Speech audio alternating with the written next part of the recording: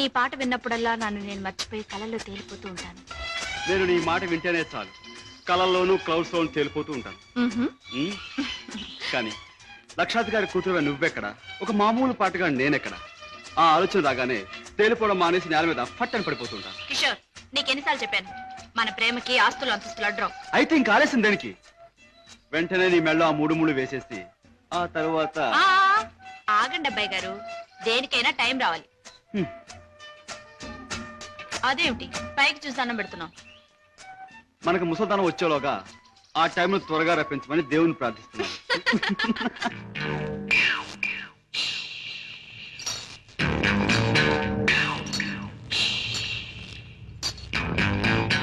ఆ సూపేట బే కొరమేలాగా కొరకొర సుత్తా ఈపు సాప్ అయిపోదు. పెద్దయ్య గారు ఇంట్లో ఉన్నారా? ఉన్నారు, చెప్పొస్తాను. నువ్వు చెప్పొచ్చినాక నేను ఉండాలా? ఈ రౌడీ నాగులు కోపం వచ్చిందంటే స్పేగులు తోడేయగలడు.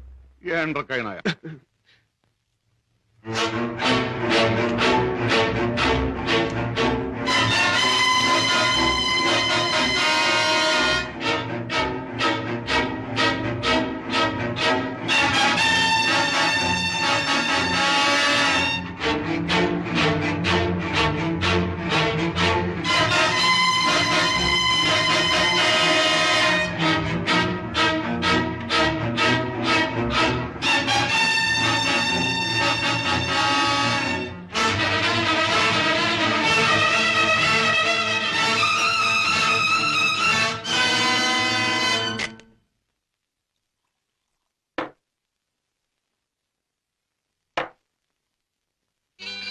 సీత, ఈ మధ్య దొంగరాముడి పరిస్థితి ఏమీ బాగుండట్లేదు. ఎవరు చూసినా పెద్ద లక్షాధికారులేగా సూటు బుట్టు వేసుకుని తిరగడమే తప్ప జేబులో దమ్మిడి ఉండడం లేదు. మనం కష్టపడి జేబులు తీర కత్తిరిస్తే అందులో అగ్గిపెట్లు, రేషన్ కార్డు, నిరోధులు, సిగరెట్ బిగులు దొరుకుతున్నాయి. ఏమిటో ఇలా అయితే ఈ దొంగరాముడు బ్రతుకు గంజినీళ్ళే రా సీత.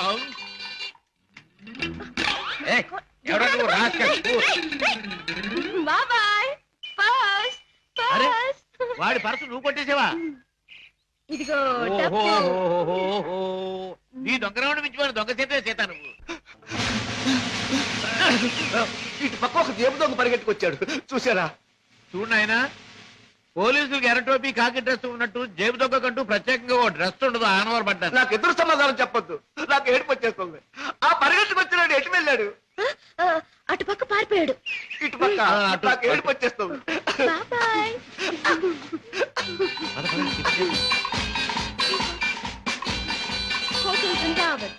ఇక్కడ చికెన్ బిర్యానీ చాలా బాగుంటుంది. వదలండి బాబు, వదలండి బాబు, కావాలంటే తిన్నది. ఏమిటి, ఏం జరిగింది? మీ హోటల్కి వచ్చిన వాళ్ళు ఎలా ఊపుతారా? ఊపడం కాదు, నా చేరతాం కదయ్యా. హోటల్లో తిని బిల్లే కొట్టిన వాళ్ళు ఈ మురుక్కారులో పారేస్తాడు. పాపం ఏడు చేత బిల్లు కొట్టే వాళ్ళని మురుక్కారులో కాదు, సముద్రంలో పారేయండి. ఇదిగో నేను 1 2 3 చెప్తాను, వీళ్ళు అందులో పడేయండి.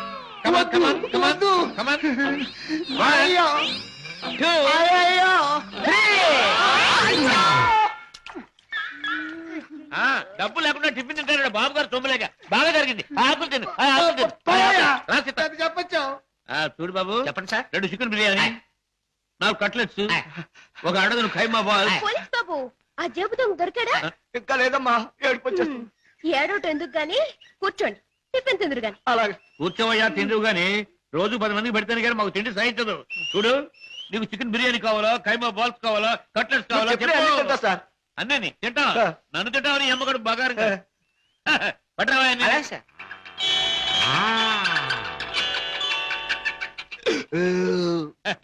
ఏం పోలీస్ బాబు, ఏం పవర్ఫుల్ గా రావడం లేదు? ఇంకో ప్లేట్ ఏమైనా కొడతావా? వద్దు బాబు, ఎక్కువ తింటే ఏడుపు వస్తుంది. బేరర్, బిల్లు తీసుకుని అరటిపళ్ళు కిల్లీలు పట్టరా. అలాగే సార్. సీత, నువ్వు బిల్లు చేసి 5 రూపాయలు టిప్ కొట్టు. ఏంటయ్యా బాంబు చూసి భయపడ్డట్టు అలా భయపడిపోతావు? ఈ పరసలు ఆది ఇందాక ఆ జేబు దొంగ కొట్టేసి పారిపోయాడు. ఆహా, దేవుడు దయామయుడు, నాకు అప్పచెప్పాడు. ఆహా, ఇప్పుడు నాకు నిజంగా నవ్వు వస్తుంది. నాకు ఏడుపు వస్తుందయ్యా. వస్తా వస్తా.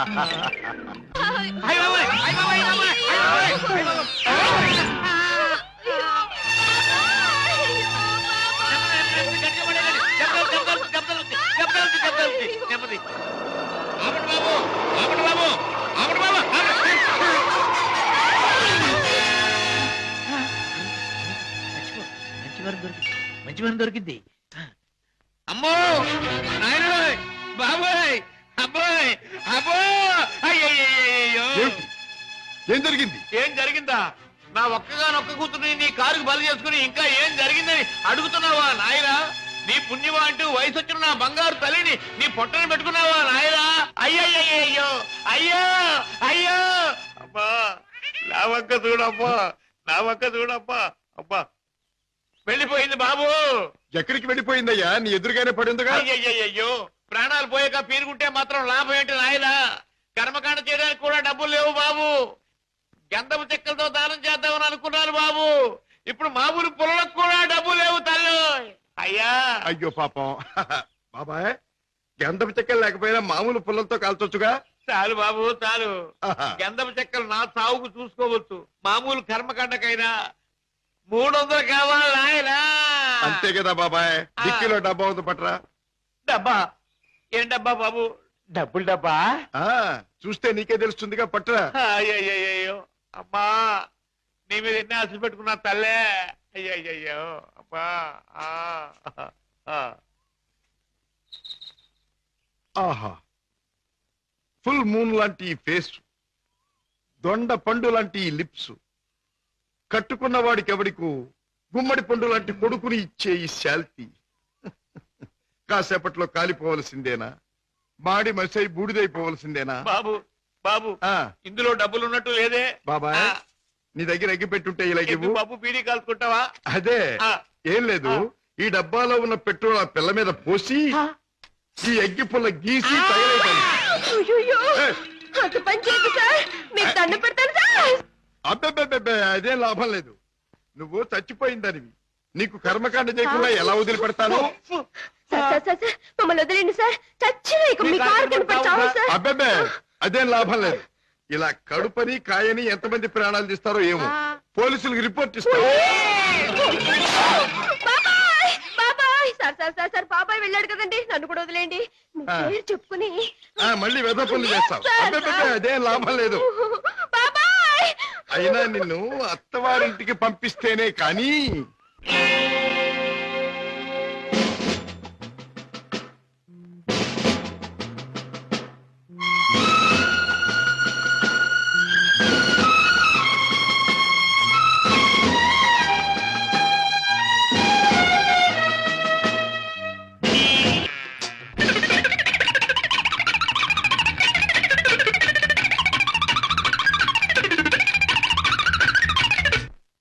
ఏమిటి పద్మ నువ్వు అనేది?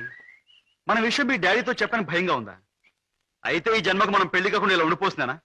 లేక భయంతో నువ్వు చెప్పలేక ఎప్పుడో ఎవనో ఆయన తీసుకొచ్చి కట్టబెడితే? కిషోర్, ఏమిటా మాటలు? ప్రేమించిన నిన్ను కాక ఇంకొకరిని చేసుకుని నేను బ్రతకలను అనుకున్నావా? ఈ జన్మకి నిన్ను తప్ప ఇంకెవ్వరిని పెళ్లి చేసుకోను. పద్మ, తప్పనిసరి అయితే నా ప్రాణాలైనా ఇస్తాను కిషోర్. పద్మ, ప్రేమించిన మనిషి గురించి డాడీతో చెప్పడానికి భయం ఎందుకమ్మా?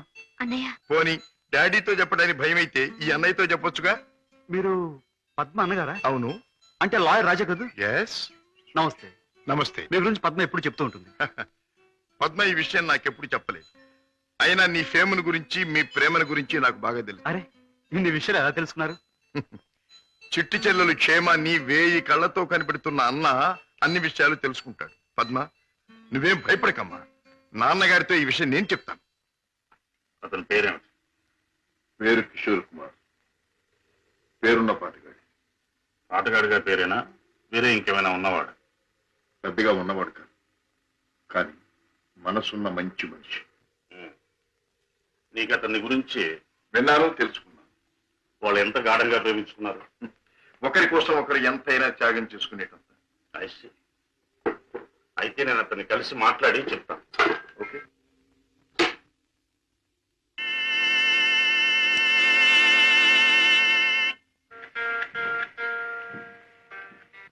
మే I come in? Please come in.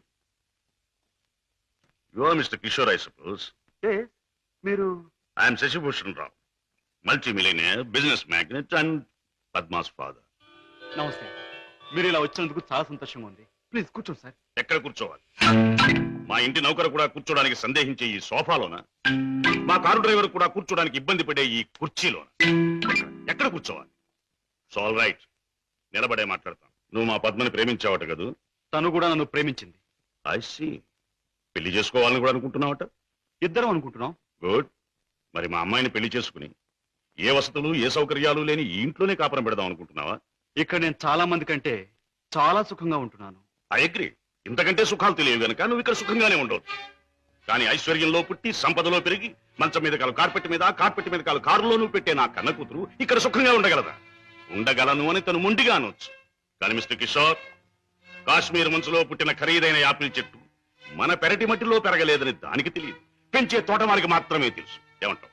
మహారాజు కూతురైన సీత కట్టుకున్న వాడితో కారడవులో బ్రతికింది అంటాను. చూడు కిషోర్, ఒక్కడే రాముడు ఉంటాడు, ఒక్కతే సీత ఉంటుంది, ఒక్కటే రామాయణం.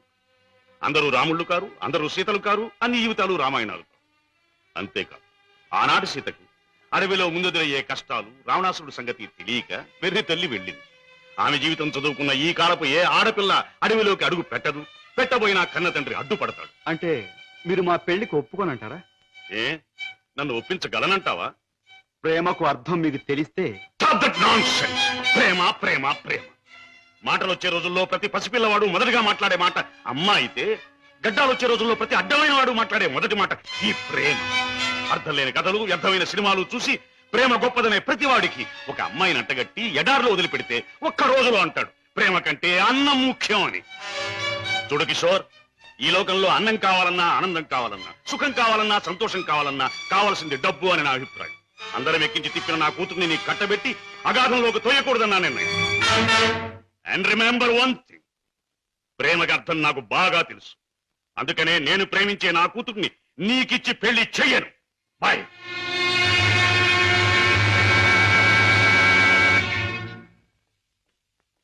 డాడీ, కిషోర్ని కలిశారా? ఎస్ అన్ని విషయాలు మాట్లాడారా? ఎస్ పెళ్లి ముహూర్తం నిశ్చయించారా? Yes, నిర్ణయించాను.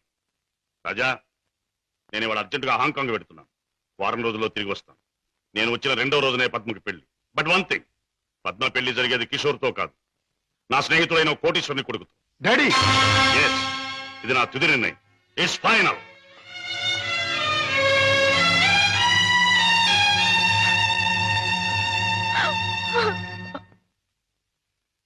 Mister Ramesh, Gupta and Gupta file తీసుకురా. Yes sir. File sir.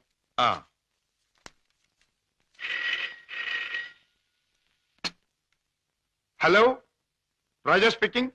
నేనే అన్నయ్య. దురదృష్టవంతురాలైన నీ చెల్లెలు పద్మని. అన్నయ్య, పసితనంలో నా తొలి పలుకులు నువ్వు విన్నావు. ఇప్పుడు నా తుది పలుకులు వింటున్నావు. అమ్మా, ఏమిటమ్మా నువ్వు మాట్లాడేది? తుది పలుకులు అంటున్నావు ఏమిటమ్మా? అంటే ఇవి నేను పోయే ముందు చెప్పే ఆఖరి మాటలన్నయ్య.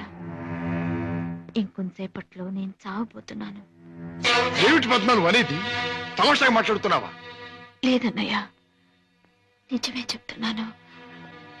కోరుకున్న మనిషికి చేరువ కాలేని నేను అందరికీ దూరంగా వెళ్ళిపోతున్నాను. నా ముందు ఎన్నో నిద్ర మాత్రలున్నాయి. అంత పని చేయొద్దమ్మా.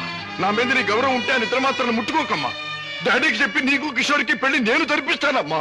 నా మాట నమ్మమ్మా, నా మాట నమ్ము. లేదన్నయ్య, డాడీ నా ఇష్టానికి ఒప్పుకోరు. ఆయన ఇష్టానికి నా మనసు అంగీకరించదు. అందుకే అమ్మ దగ్గరికి వెళ్ళిపోతున్నానన్నయ్య.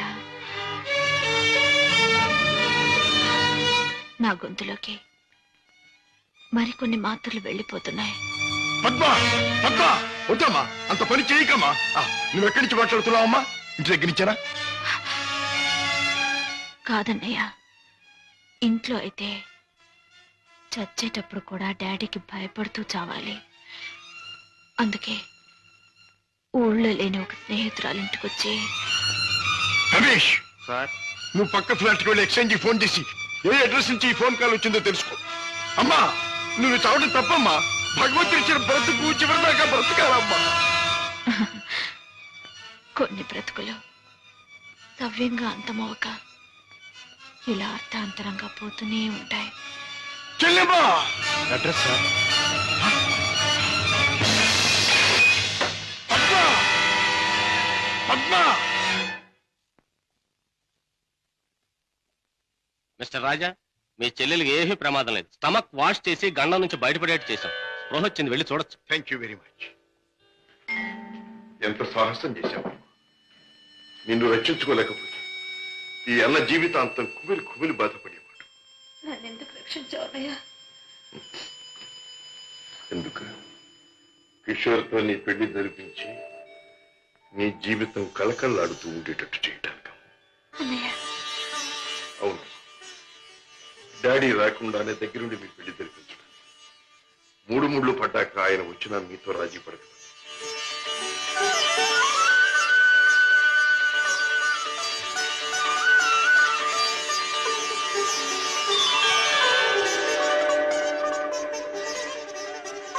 చిలకా గోరింకిల్లాగా మీ జీవితం నిండుగా ఉండాలి. కిషోర్, నువ్వు పాడే పాటలాగే మీ జీవితం మధురాతి మధురం కావాలి. బావా, నేను కోరుకున్న పద్మని నా జీవిత భాగస్వామిగా చేశావు. Thank you very much.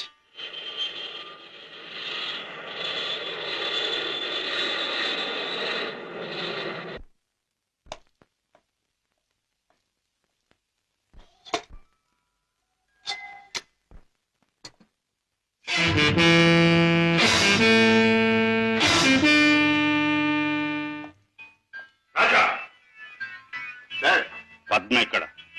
భర్తతో కాపురాలు దాని పెళ్లి ఎవరు చేశావు? కాని పని కాదు కనుక నేనే చేశాను. అన్నవాణ్ణి నేను కానివాడిని అయ్యానా? నువ్వే నిర్ణయం తీసుకోవడానికి. తప్పుగానప్పుడు తప్పని సరైనప్పుడు ఎవరైనా నిర్ణయం తీసుకోవచ్చు. అయితే నీ మాత్రం ఆలోచన జ్ఞానం నాకు లేవంటావా? ఉండొచ్చు, కానీ మీ ఆలోచన జ్ఞానము చెల్లాయి ఆత్మహత్య చేసుకున్న తర్వాత ఆమెను బ్రతికించలేవుగా. ఆత్మహత్య నుంచి దాన్ని రక్షించావేమో కానీ ఆ లేనివాడి కట్టబెట్టి దాని జీవితాన్ని హత్య చేశావు. కోరుకున్నవాడు లేనివాడైనా వాణ్ణి చేసుకున్న తర్వాత ఆడది అన్నీ ఉన్న అదృష్టవంతురాలుగానే బ్రతుకుతుంది. రాజా, దాని మీద నాకు ప్రేమ లేనట్టు, దాని సంతోషాన్ని సౌఖ్యాన్ని నేను కోరనట్టు మాట్లాడు. దాన్ని ఐశ్వర్యంలో పెంచాలి గనక, ఐశ్వర్యంలో ముంచాలి గనక ఐశ్వర్యవంతుడి చేతిలోనే ఉంచాలనుకున్నాను. అంతేగాని డాడీ, ఆడదాని ఐశ్వర్యం అంతా ఆవిడ ఐదో తనవి. కట్టుకున్నవాడు పెట్టిన బొట్టు, కట్టిన తాలి బొట్టు, తొడిగిన గాజులు, ఉంచుకున్న పూలు, మీరు చెప్పే ఐశ్వర్యాలన్నిటికంటే గొప్ప. మా చెల్లెలకి అన్నీ ఉంది, అంతకంటే ఇంకేం కావాలి? రాజా, నీకు అన్నీ ఉన్నాయి కాబట్టి ఏం కావాలి అని ప్రశ్నిస్తున్నాను. ఏమీ లేని రోజులు కూడా అనుభవించిన వాడిని కాబట్టి ఏం కావాలో నాకు తెలుసు. జీవితంలో అడుగడుగునా పాఠాలు నేర్చుకున్న నాకు కొత్త పాఠాలు నేర్పాలనుకో. డాడీ, ఆల్ రైట్, నువ్వు చేయవలసింది ఏదో నువ్వు చేశావు, నేను చేయవలసింది ఏమిటో నేను చేస్తాను. కాఫీ.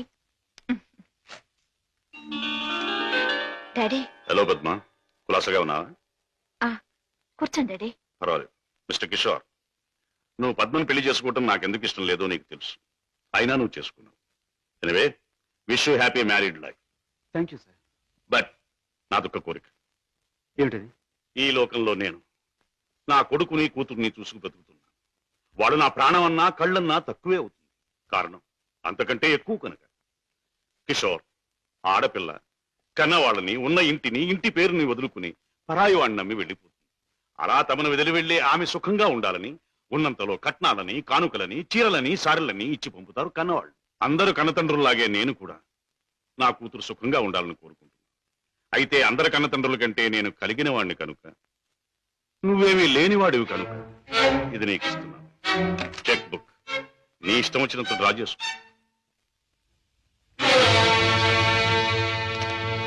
ఏమిటిది? ముష్టిస్తున్నారా లేక ధర్మం చేస్తున్నారా? ఎలా అనుకున్నది డబ్బు. నా కూతుర్ని సుఖపెట్టడానికి నీకది చాలా అవసరం. చూడండి, పెళ్ళాన్ని సుఖపెట్టడానికి మామగారి దగ్గర చేయి చాపి డబ్బు అందుకునేవాడు చేతకానివాడని నా ఉద్దేశం. నా భార్య కావలసిన సౌఖ్యం సౌకర్యాలు ఏర్పాటు చేసి ఆనందంగా ఉండేట్లు చేయగలను నేను. I'm sorry, me cheque book అక్కర్లేదు. నేను సంపాదించుకోగలను డబ్బు. గిటారు వాయించడం, గొంతెత్తి పాడడం అంత సులభం అనుకుంటున్నావా డబ్బు సంపాదించడం? తలుచుకోవాలి కానీ ఈ లోకంలో డబ్బు సంపాదించడం అంత తేలికైన విషయం మరొకటి లేదు. అంత ఖచ్చితంగా ఎలా చెప్పగలవు? చెప్పడం కాదు, చేసి చూపిస్తాను. ఓ, అంత సమర్థుడివా? Well, let's see. డాడీ, కాసేపు ఉండి వెళ్ళండి డాడీ. నో, నేను వెళ్ళాలి. పద్మ, ఈ డాడీని చూడాలనిపిస్తే నువ్వు ఎప్పుడైనా ఇంటికి రావచ్చు. Best of luck.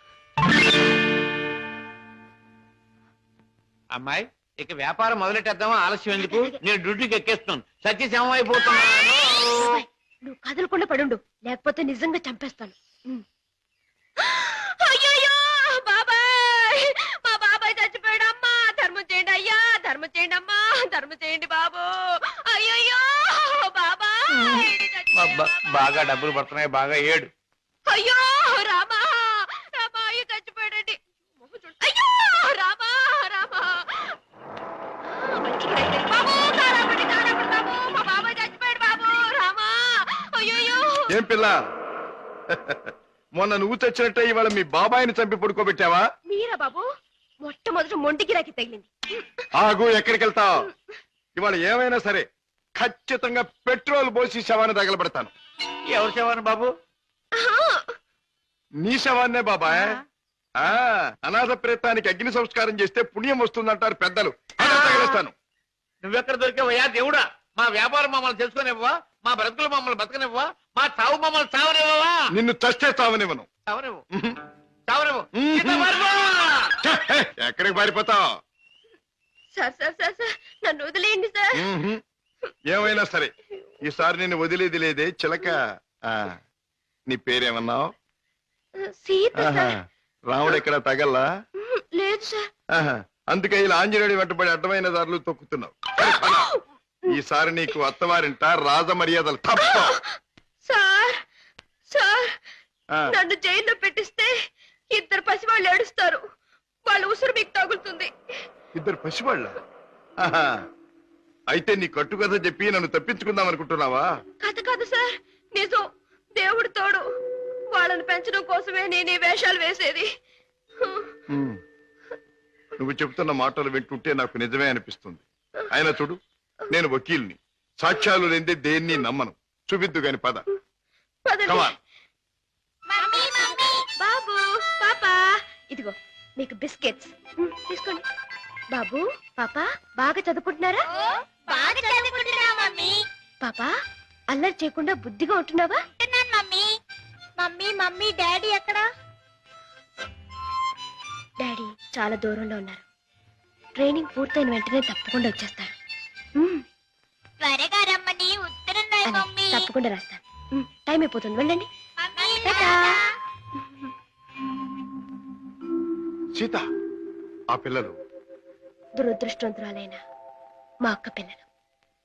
ఒక మగవాడిని నమ్మి ఇద్దరు బిడ్డలకు తల్లైంది. ఆ తర్వాత అతను మోసం చేశాడు. తట్టుకోలేని అక్క ఆత్మహత్య చేసుకుంది.